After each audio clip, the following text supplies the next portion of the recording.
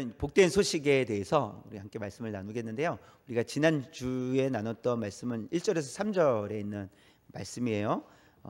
죄와 사망에 대한 부분이었어요. 그러니까 지난주는 죄와 사망에 대한 부분을 우리가 다뤘다면 오늘은 복된 소식, 그 죄와 사망으로부터 어떻게 우리가 건짐을 받았는지에 대한 복된 소식에 대해서 우리가 말씀을 나누겠는데요. 먼저 지난주에 나눴던 말씀을 아주 간단하게 좀 복습을 하자면 모든 인간은 영적으로 다 죽어있는 상태가 되었다라고 말씀을 나누었습니다. 죄로 말미암아 모두 죽었다. 그래서 살아있는 것처럼 혹 보일지라도 죽어있다. 죽어있기 때문에 아무것도 할 수 없다라고 그렇게 우리가 말씀을 나누었습니다. 그래서 사람의 노력으로는 죽은 영혼을 살릴 수 없다. 죽어 있기 때문에 어떤 노력도 아무 일도 할 수 없다. 어떤 노력으로도 어떤 것도 결과적으로 만들어낼 수 없다라는 것에 대해서 우리가 나누었습니다. 그리고 나서 또 두 번째로 그 죄가 가져온 결과에 대한 이야기를 할 때 죄의 지배 아래 종노릇하게 되었다라고 그렇게 말씀을 나누었습니다. 죄의 종노릇하게 되었다라는 것이죠. 그래서 예수님께서 이 땅에 오셔서 이게 우리가 예수 그리스도로 말미암아 구원을 얻어 하나님의 자녀가 되었지만, 그래서 이미 하나님 나라가 시작이 되었지만 아직 완전한 하나님 나라가 오지 않았기 때문에 이 사이에서 우리는 갈등하게 된다. 그래서 세 가지를 말씀을 드렸어요. 첫 번째는 이게 사단의 유혹이 있다. 사단은 우리를 넘어뜨리기 위해서 계속해서 지속적으로 유혹하고 있다라는 것을 이야기를 하나 나누었고, 그 다음에는 또 비그리스도인들, 비기독교인들과의 가치관의 충돌이 있다. 서로 생각이 다르다라는 거예요. 우리는 하나님 나라 가치관을 가지고 살아가기 원하는데 세상은 여전히 하나님을 알지 못하기에 세상의 이런 관점, 가치관을 가지고 살아가다 보니 부딪힘이 있다라는 거예요. 이런 갈등이 있다라는 것을 두 번째로 살펴봤고, 세 번째는 우리가 죄인이었기 때문에, 죄인으로 태어났기 때문에 죄에 길들여져 있기 때문에 우리 연약한 모습이 있다라는 거예요. 우리는 원하지 않지만 자꾸 죄 가운데로 간다라는 거예요. 우리가 하고 싶지, 마음으로는 지금 나는 이건 도저히 하고 싶지 않은 거야 라고 마음으로는 생각하면서 몸은 움직이고 있을 때도 있다라는 거예요. 나는 원하지 않아 라고 그렇게 생각하면서도 입으로는 말하고 있을 때가 있다라는 거예요. 그만큼 우리는 죄에 길들여져 있고, 또 그 길들여져 있어서 또 실패할 때도 있고, 그런 연약한 모습 속에서 우리는 살아가게 된다라는 것을 지난주에 살펴보았어요. 이것이 1절에서 3절까지의 말씀이에요. 그래서 이제 오늘 말씀으로 넘어가면서 이렇듯 인간을 전적으로 타락하게 만든 죄는 매우 강력하다라는 거예요. 죄는 강력합니다. 죄는 인간이 죄를 이길 수가 없어요. 이미 죄가 인간을 다스리기 때문에. 그래서 인간이 이길 수 없는데, 그래서 모든 인간을 죄의 종노릇하게 했고 또 영적인 죽음에까지 이르게 했다라는 거예요. 이게 죄다라는 것이죠. 그리고 이 사실, 이 성경에 기록된 사실을 믿든지 믿지 않든지 이것은 반드시 일어날 일이라는 거예요. 일어난 일이고, 앞으로 죄로 인하여 죽게 된 사람들은 영원히 죽게 되는 그 일이 반드시 일어나게 된다라는 사실입니다. 그래서 인간은 매우 절망적인 상태에 이르게 되었다라는 것을 말씀하시면서 이제 이 4절부터는 영적으로 죽어 있는 사람들에게 복된 소식이 있다, 이렇게 이제 시작이 돼요. 복된 소식을 전한다라는 것이죠. 그래서 그 말씀을, 이 복된 소식에 대한 말씀을 오늘 세 가지 한번 살펴보도록 하겠습니다. 첫 번째, 같이 한번 읽을까요? 그러나 하나님의 은혜를 주셨습니다. 네, 그러나 하나님의 은혜를 주셨습니다. 그러니까 3절까지 다 죽었습니다 라고, 죽은 존재였다는 거죠. 그러나 하나님의 은혜를 주셨습니다 라고 이제 4절로 시작을 하는데, 4절을 쉬운 성경으로 한번 볼게요. 쉬운 성경, 붉은 글씨만 볼게요. 시작. 그러나 그냥 내버려 두지 않으셨습니다. 3절까지는 어떤 내용이었다고요? 죽었다, 이런 거예요. 죄로 말미암아 죽었다. 근데 4절의 시작은 그러나예요. 근데 우리가 가지고 있는 성경, 이 개역 성경은 그러나라는 단어가 없어요. 그러나라는 단어가 없어요. 근데 그러나라는 단어를 사용해야 이게 문맥이 자연스럽게 연결이 돼요. 그래서 그러나 하나님께서 우리를 그냥 내버려 두지 않으셨습니다 라고 복된 소식을 전하고 계시다라는 거예요. 그래서 5절 말씀, 4절부터 그렇게 그러나로 시작하면서 5절 볼까요? 시작. 허물로 죽은 우리를 그리스도와 함께 살리셨고, 여기까지 보겠습니다. 우리를 그리스도와 함께 살리셨다. 그러나 우리를 그리스도와 함께 살리셨다. 그러나 우리를 그냥 내버려 두지 않으시고 우리를 그리스도와 함께 살리셨다. 문장이 이렇게 연결이 되는 거예요. 그렇죠?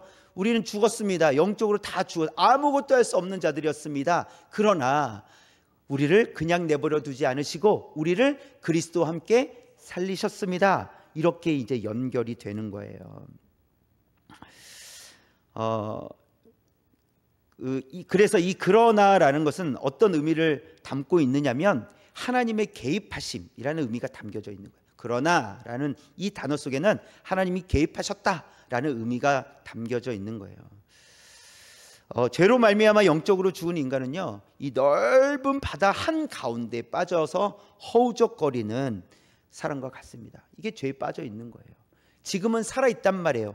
허우적거리지만 살아는 있어요. 근데 어떻게 돼요? 곧 죽음에 이르게 되는 거예요. 그래서 이 죽음으로부터 벗어나기 위해서는 어떤 일이 일어나야 되냐면 우연히 배가 한 척 지나가다 그 사람을 발견해야 돼요. 아니면 뭐 헬기와 같은 것이 지나가다가 그 사람을 발견하고 구출해 줘야 돼요. 그래야만 살 수가 있습니다. 이런 외부적인 개입이 없다면 그 바다 한가운데 빠져 있는 사람은 살아날 수 없다라는 거예요. 즉 그래서 그러나라고 하는 이 단어의 의미가 하나님의 개입하심이라는 거예요. 외부적으로 하나님께서 우리에게 외부에서 개입해 주셨기 때문에 우리가 살게 되었다라는 거예요. 우리 안에서, 우리 내부적으로는 이 죽음을 해결할 수 없는데 외부적으로 하나님께서 개입해 주셔서 우리가 할 수 없는 그 일을 하나님께서 이루어 주셨다라고 말씀하고 있는 것입니다. 그래서 이것은 전적인 하나님의 은혜로 되었다라는 거예요. 그래서 하나님의 은혜라는 거예요. 우리가 할 수 없는 일을 하나님께서 하셨기 때문에 전적인 하나님의 은혜다. 그래서 이 은혜를 복된 소식이라고 하는 것입니다. 그래서 하나님의 은혜와 복된 소식은 이 자기 자신을 인정하는 사람들에게 주어집니다. 그러니까 하나님의 은혜와 복된 소식, 그 소식을 누가 그것을 가질 수 있느냐? 자기 자신을 인정하는 사람이 가질 수 있는데 그 무엇을 인정한다는 것이냐? 3절 말씀 볼까요? 지난주 보았던 3절 처음부터 시작. 전에는 우리도 다 그 가운데서 우리 육체의 욕심을 따라 지내며 육체의 마음에 원하는 것을 하여 다른 이들과 같이 본질상 진노의 자녀이었더니 무엇을 인정하겠다는 겁니까? 내가 본질상 진노의 자녀였다는 것을 인정하는 거예요. 나는 진노의 자녀입니다 라는 것을 인정하는 사람들에게 하나님의 은혜와 복된 소식이 들리기 시작한다는 거예요. 그러니까 저는 아무것도 아닙니다. 저는 죽었습니다. 저는 제 힘으로 아무것도 할 수 없습니다 라고 인정할 때 은혜와 복된 소식이 들리기 시작한다는 거예요. 그리고 예수님과 연합된 사람만이 하나님의 은혜와 복된 소식이 현실화되는 거예요. 그 하나님의 은혜가 복된 소식이 나에게 피부로 느껴진다는 거죠. 누구와 연합했을 때요? 예수님과 연합이 되었을 때, 그때 비로소 그것이 은혜가 내게 내 것이다, 하나님의 은혜가 내 것이 되었다라고 고백할 수 있다라는 사실입니다. 예수님께서도 포도나무 비유를 통해서 예수님은 포도나무이시고 우리는 가지다 이렇게 말씀하셨어요. 포도나무를 통해서 공급받는 그 진액으로 가지가 그 진액을 받으며 어떻게 됩니까? 그 가지에서 열매가 맺힌다. 그러니까 예수님께로부터 공급을 받는 자들은, 즉 연합된 자들, 그래서 공급을 받는 자들은 열매를 맺게 된다, 이렇게 말씀하시는 거예요. 이것은 어려운 진리가 아니에요. 이거 어려운 개념이 아니란 말이에요. 이거는 너무나도 우리가 이해할 수 있는 개념이는 거죠. 붙어 있으면 당연히 그 붙어 있는 가지는 열매를 맺게 되듯이 우리가 예수님과 연합한 자들은 당연히 열매를 맺게 된다. 열매를 맺어라 이게 아니에요. 그러니까 성경은 너희들이 열매를 맺어라 이렇게 말씀하고 있는 것이 아니라 붙어 있으면 열매가 맺혀진다라는 거예요. 맺혀진다라는 거예요. 그렇게 말씀하시고 있는 거예요. 그래서 때로는 이제 목회자들이 그러죠. 그러니까 여러분 열매를 맺으십시오. 그렇게 살아서 되겠습니까? 열매를 맺어야 되지 않겠습니까? 이렇게 들으면 여러분 마음이 편하세요? 안 편하세요? 내가 어떻게 하면 좋지? 근데 그런 게 아니에요. 그래서 열매를 맺혀지는 게 아니에요. 우리가 열매 맺어야지 한다고 열매 맺는 게 아니란 말이에요. 우리가 하는 일은 붙어 있는 거예요. 예수님께 그냥 붙어 있으면 예수님께서 주시는 은혜로 말미암아 우리는 열매를 맺게 된다는 거예요. 우리가 할 수 없는 그 일들을 하게 된다는 거예요. 아니 하나님께서 주시는데 그냥 하면 되잖아요. 그렇죠? 나는 하려고 애쓴 것이 아닌데 하나님께서 마음을 주신 거예요. 나는 섬길 마음이 전혀 없었는데 어느 날 하나님께서 섬길 수 있는 마음을 주신 거예요. 그럼 어떻게 하면 돼요? 섬기면 되는 거예요. 내가 계획하지 않았어도 하나님께서 그런 마음을 주신다는 거예요. 그리고 그 일을 하면 되는 거예요. 그것이 열매로 나타나게 된다는 것이죠. 이런 사실로 보아 성도는 앞으로 예수님께 붙을 예정이 아니에요. 이미 붙어 있다라는 거예요. 그러니까 우리가 이 믿음을 점검할 때 우리가 이 개념들을 잘 이해하고 믿음으로 고백을 해야 돼요. 하나님, 저는 언제 열매를 맺을 수 있을까요? 물론 열매를 맺지 않았으니까 그렇게 고백할 수 이렇게 기도할 수 있겠죠. 그러나 이미 붙어 있기 때문에 열매는 반드시 열린다라는 거예요. 그걸 걱정할 필요는 없어요. 그러나 하나님 앞에 열매를 맺을 수 있도록 성숙한 그리스도인으로 살아가게 하여 주옵소서. 이게 우리에게 필요한 기도라는 거예요. 그렇기 때문에 그리스도인이란 예수님과 연합으로 시작이 됩니다. 연합될 때, 예수님과 연합될 때 그리스도인으로 살아가게 된다라는 것입니다. 그럼 예수님은 어떤 분이십니까? 예수님은 죄와 사망을 이기신 분이시라는 거예요. 죄와 악의 권세를 통제하시는 분. 그렇기 때문에 예수님께 붙어 있으면 우리는 악을 이길 수 있어요? 없어요? 있다라는 거예요. 우리의 힘이 아니라 예수님께서 이미 이기셨기 때문에 예수님께서 공급해 주시는 힘으로 말미암아 우리가 붙어 있기 때문에 가능하게 된다는 거죠. 이길 수 있다라는 거예요. 또 예수님은 죄와 악의 권세를 그래서 통제하신다라는 거예요. 죄를 없이 하시는 분이 예수님이시라는 거예요. 또 하나님과 끊어진 관계를 이어주시는 분이 예수님이시다라고 말씀하고 계세요. 그러니까 예수님께 붙어 있으면 우리는 악을 이길 수도 있고, 그렇죠? 그다음에 또 죄와 악의 권세를 통제할 수도 있다라는 거예요. 우리는 벗어날 수 있다라는 거예요. 또 하나님과 관계가 이어진다는 사실입니다. 하나님 우리를 사랑하셔서 심판 가운데 있는 우리를 그러나 구원하시는 은혜를 우리에게 베푸셨다는 사실입니다. 그 은혜 때문에 그러나 죄 가운데 있었지만 그러나 우리를 사랑하시는 하나님께서 우리에게 은혜를 베풀어 주셔서 우리가 하나님의 자녀로서 이 땅에서 살아갈 수 있도록 하셨다는 사실입니다. 그 은혜와 사랑을 알기에 우리가 감사함으로 또 기쁨으로 이 땅에서 살아갈 수 있는 저와 여러분 되시기를 주님의 이름으로 축원합니다. 두 번째 시작. 살리셨고 일으키사 하늘에 앉히셨습니다. 하나님께서 우리에게 베풀어 주시는 은혜를 좀 더 구체적으로 이렇게 표현하고 계시는 거예요. 살리셨고 일으키셨고 하늘에 앉히셨다. 이것은 우리에게 행하신 일이에요. 어떤 일을 행하셨다고요? 살리셨고 일으키셨고 앉히셨다. 하늘에 앉히셨다. 이것이 하나님께서 우리에게 행하신 일이에요. 우리에게 베풀어 주신 은혜예요. 이 세 가지를 살펴보면 첫 번째 살리셨어요. 5절 한번 다시 한번 볼까요? 5절 붉은 글씨 시작. 허물로 죽은 우리를 그리스도와 함께 살리셨고 라고 했어요. 영적으로 죽었던 우리를 하나님께서 살리셨다. 요한복음 3장에서는요 그것을 거듭남이라는 표현을 써요. 거듭남. 이 거듭난 사람들이라 할지라도 이 거듭난 사람들과 거듭나지 않은 사람들은 겉모습을 볼 때는 크게 다르지 않아요. 잘 모르겠어요. 그러니까 겉모습만 보면 거듭났는지 거듭나지 않았는지 알 수 없다는 거예요. 똑같아 보인다는 거예요. 그 말은 거듭남이란 겉사람의 변화가 아니라는 거예요. 그러니까 이 거듭남이면 그러면 어디에 변합니까? 이 속사람의 변화라는 거예요. 물론 이 속사람의 변화를 통해서 겉사람도 변화가 나타나겠죠. 근데 1차적으로는 겉사람의 변화가 아니라 속사람의 변화라는 거, 이게 거듭남이에요. 그래서 이 속사람의 변화는 본질적인 변화를 의미합니다. 그래서 죽음에서 살아난 것, 그렇죠? 죽었던 자가 살아나게 된 것, 이것을 의미하는 거예요. 그래서 로마서 8장 1절 볼까요? 시작. 그러므로 이제 그리스도 예수 안에 있는 자에게는 결코 정죄함이 없나니 라고 했어요. 그래서 본질적으로 변화된 살아난 이 성도는 더 이상 정죄를 받지 않게 된다라는 거예요. 정죄받지 않습니다. 그래서 이 정죄는 사단이 하는 거예요. 정죄는 사단이 합니다. 이 넘어뜨리기 위해서 사단은 정죄하는데, 예수 안에 있는 생명을 가진 성도들에게는 더 이상 정죄할 수 없다. 아무리 사단이 우리를 공격해도요, 하나님의 사랑에서 끊어낼 수 없다라는 거예요. 누가 붙들고 계세요? 하나님께서 붙들고 계시기 때문에 아무리 우리를 향해서 손가락질하고 정죄할지라도 끊어지지 않는다는 거예요.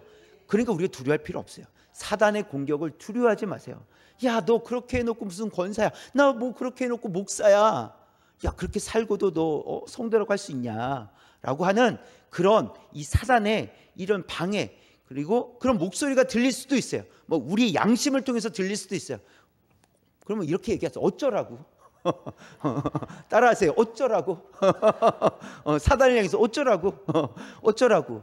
나는 이미 하나님의 자녀가 되었고 연약한 모습이 있는 거 어쩌라고? 그럼에도 불구하고 하나님 사랑에서 끊어지지 않기 때문에 내가 지금 할 수 있는 건 자라가는 거야. 예수님께 붙어 있는 거야. 어쩌라고? 어쩌라고? 이런 믿음이 우리 안에 있어야 된다는 거야.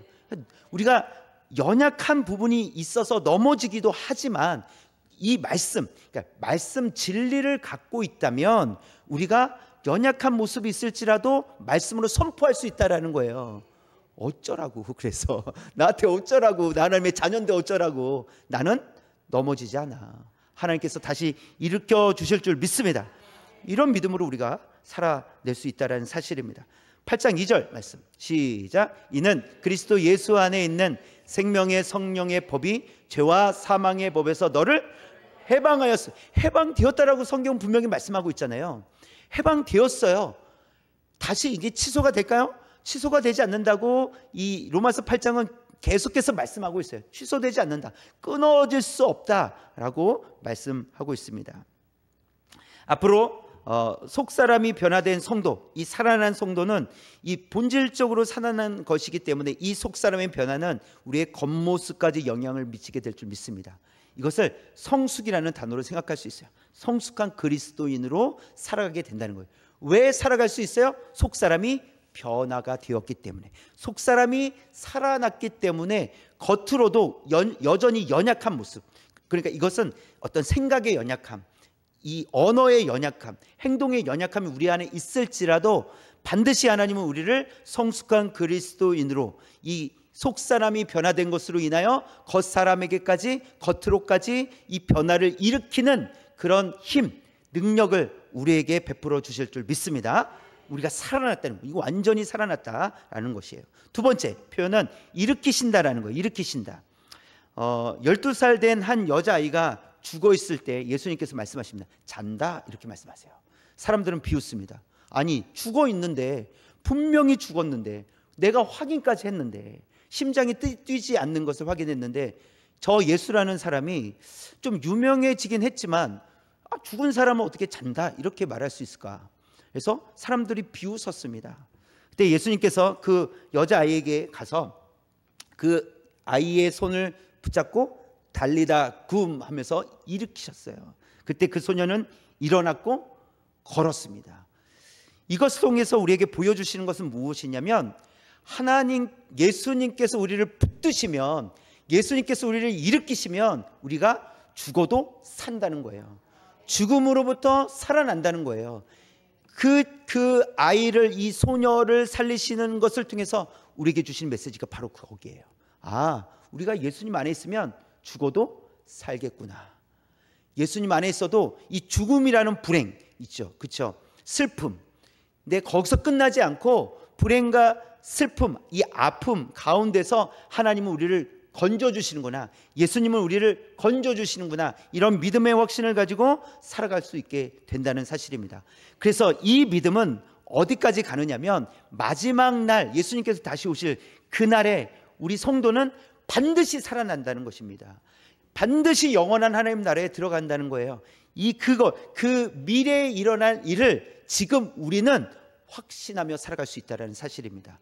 왜요? 예수님께서 우리를 일으켜 세워 주셨기 때문에, 이 죄로부터 죽음으로부터 우리를 일으켜 주셨기 때문에 아직 일어나지 않은 그 미래에 일어날 일들을 우리는 이미 일어난 것처럼 믿음으로 살아갈 수 있게 되었다는 사실이에요. 이것이 하나님께서 우리에게 하신 일이라는 거예요. 그다음에 세 번째, 하나님께서 우리에게 하신 일은 그 세 번째가 아니고 하늘에 앉히셨다라는 거예요. 하늘에 앉히셨다. 그래서 하늘에 앉게 될 날은 아직 오지 않았어요. 그렇죠? 우리가 언제 하늘에 앉게 될까요? 빨리 앉고 싶으세요? 좀 천천히 앉고 싶으세요? 빨리 앉고 싶으세요? 네, 그걸 알아서 하시면 됩니다. 그러나 성경의 표현은 이제 미래에 일어날 일이란 말이에요. 근데 성경의 표현은 이미 하늘에 앉아 있다 이렇게 표현하고 있어요. 우리가 미래에 일어날 일인데 아직은 우리가 그걸 경험하고 있지 않은데도 불구하고 성경의 표현은 이미 하늘에 앉아 있다 이런 표현을 하고 있어요.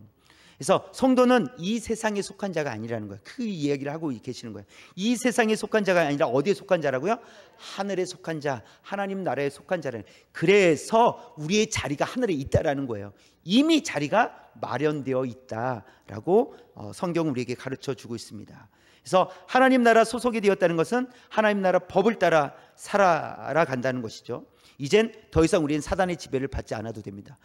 이 세상의 지배를 받지 않습니다. 왜? 우리는 하나님 나라 백성이고 하늘에 속한 자이기 때문에 우리가 더욱 하나님 나라 백성답게 하늘에 소속된 자들답게 살아가야 한다는 사실이에요. 그래서 하늘에 앉히셨다는 것은 이미 하나님 나라에 우리의 자리가 있다. 여러분, 어느 자리가 좋겠습니까? 예수님 바로 옆자리. 예수님 앉아 계신 곳 바로 맨 첫 번째 줄에 여러분 자리였으면 좋겠습니까? 우리는 가봐야지 알겠죠. 어느 자리인지 알 수 없습니다. 그러나 분명한 사실은 하늘에 우리의 자리가 있다라는 사실이에요. 우리가 앞으로 누리게 될 하나님의 나라에서는 하나님의 영광이 가득한 나라라는 거예요. 하나님의 영광으로 가득 찬 나라에서 우리가 살게 된다. 여러분, 이것만큼 복된 소식이 어디 있겠습니까? 이게 복된 소식이에요. 복된 소식입니다. 이 복된 소식이 저와 여러분을 영적으로 더욱 살찌게 할 것을 믿습니다. 이 말씀을 붙들고 살아갈 때 우리가 더 영적으로 자라가게 될 줄 믿습니다. 자, 마지막 세 번째예요. 세 번째, 시작. 은혜를 베푸신 목적이에요. 은혜를 베푸신 목적. 은혜를 왜 베풀어 주셨는가? 오늘 말씀 7절에 보면 붉은 글씨만 시작. 그 은혜의 지극히 풍성함을 오는 여러 세대에 나타내려 하심이라. 그 은혜, 우리에게 은혜를 베풀어 주셨는데 그 은혜의 지극히 풍성함, 하나님의 은혜가 얼마나 크신지를 어떻게 하라고요? 오는 여러 세대에, 다가오는 여러 세대에, 이어갈 다음 세대에 나타내려 하심이라, 이렇게 말씀하고 계시는 거예요. 그러니까 하나님께서 우리에게 베풀어 주신 은혜가 우리에게서 끊어지면 안 된다는 것을 말씀해 주고 있는 거예요. 그리고 그 목적, 그러니까 다음 세대의 그 은혜를 흘려보내기 위해서 우리를 택하여 주셨고 자녀 삼아 주셨다. 그래서 그 은혜가 끊어지지 않도록 하기 위함이다 라고 말씀해 주시고 있는 것입니다. 그래서 하나님은 항상 다음 세대를 염두에 두고 계시다라는 거예요.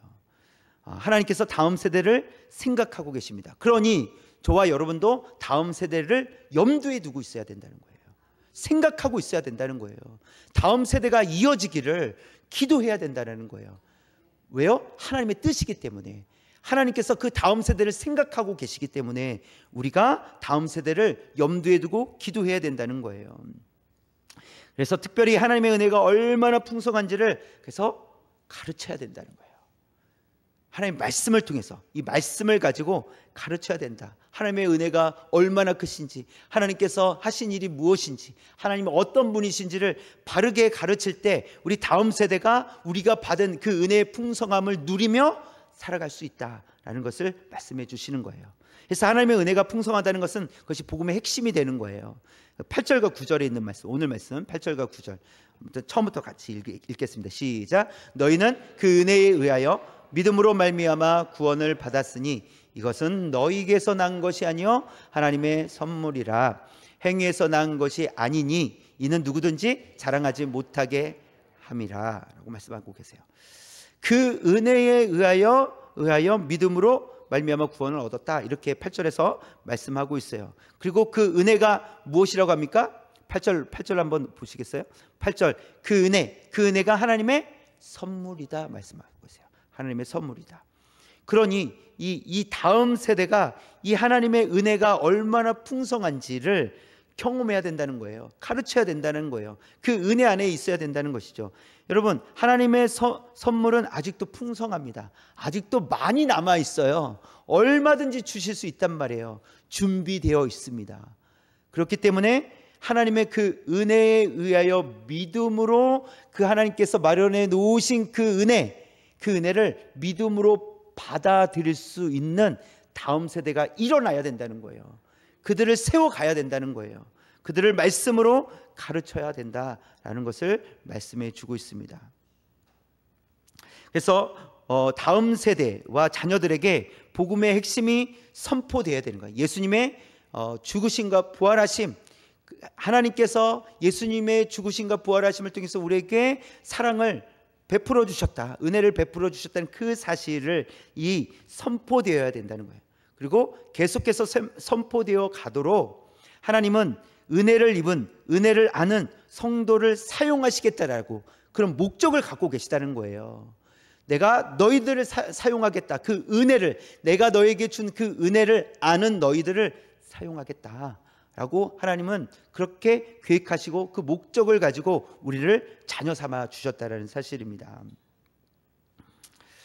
우리가 하나님 은혜 안에 있습니다. 여러분, 하나님의 은혜 안에 있습니까? 그렇다면 하나님의 은혜를 알리는 일에 쓰임받는 성도가 되시길 원합니다. 그 풍성한 은혜를 알리는 일에, 전파하는 일에 쓰임받는 저와 여러분 되시길 원합니다. 또 한 가지 목적을 10절에서 또 말씀하고 계세요. 10절에서 목적 한 가지를 더 말씀하고 계시는데 10절 처음부터 시작. 우리는 그가 만드신 바라 그리스도 예수 안에서 선한 일을 위하여 지으심을 받은 자니 이 일은 하나님이 전에 예비하사 우리로 그 가운데에서 행하게 하려 하심이라.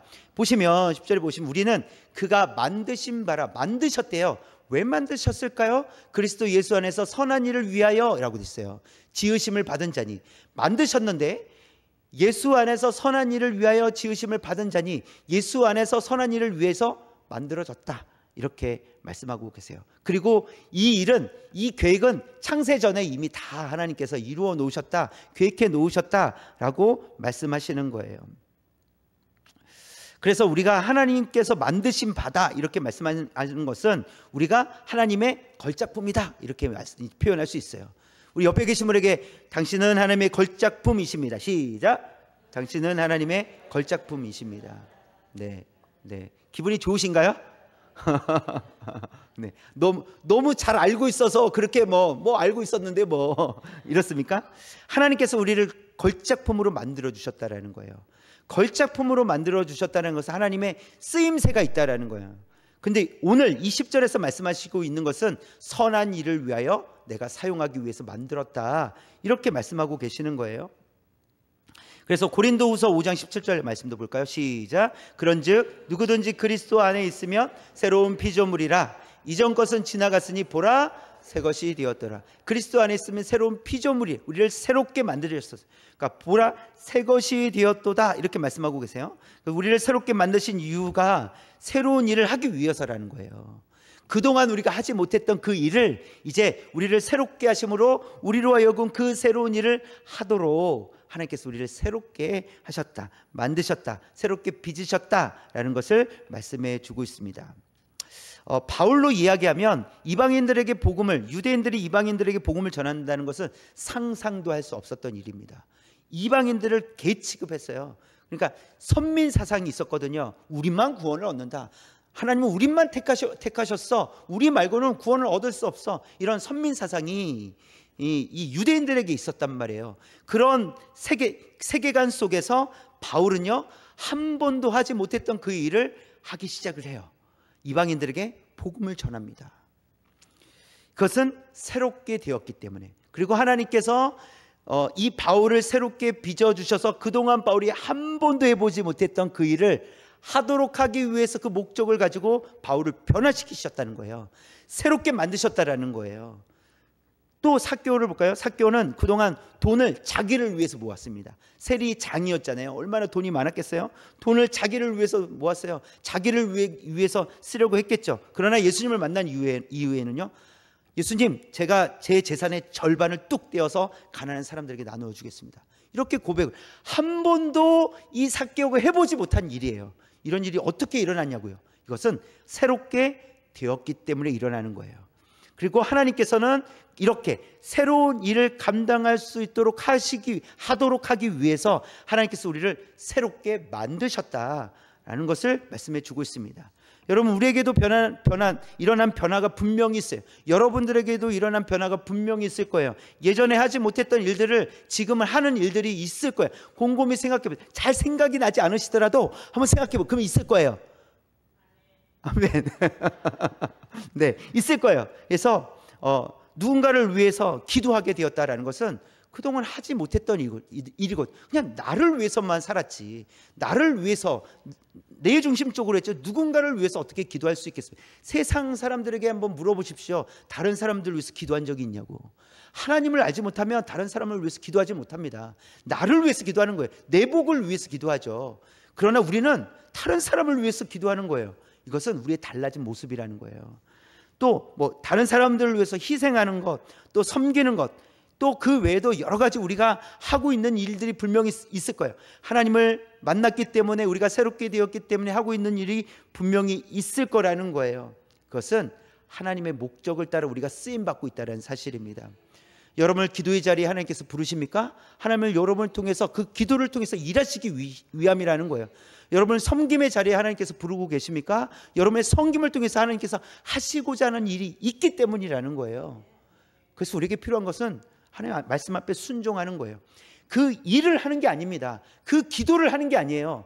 하나님 말씀 앞에 순종하는 거예요. 그것이 우리에게 필요한 영적인 태도라는 사실입니다. 성경은 구체적으로 어떤 일이 선한 일인지는 기록해 주고 있지는 않아요. 그러나 하나님께서는 분명히 그 선한 일을 위하여 우리를 부르셨다는 사실이에요. 그리고 또 그 선한 일을 위해서 하나님께서 우리를 계속해서 사용하실 거라는 거예요. 또 우리에게 어떤 이렇게 말씀으로, 하나님 말씀으로도 가르쳐 주시고, 기도하는데 생각나게 하시기도 하고, 누군가의 이야기를 통해서 듣게 하실 수도 있어요. 그것이 부담감으로 올 수도 있어요. 그러나 하나님께서 말씀하신다면 우리가 어떻게 반응해야 된다고요? 순종으로 반응해야 된다고요. 그것은 사람을 위한 일이 아니라 하나님을 위한 일입니다. 그러니까 그것을 잘 분별하셔야 돼요. 잘 분별하셔서 내가 하나님을 위해서 일을 감당하겠습니다.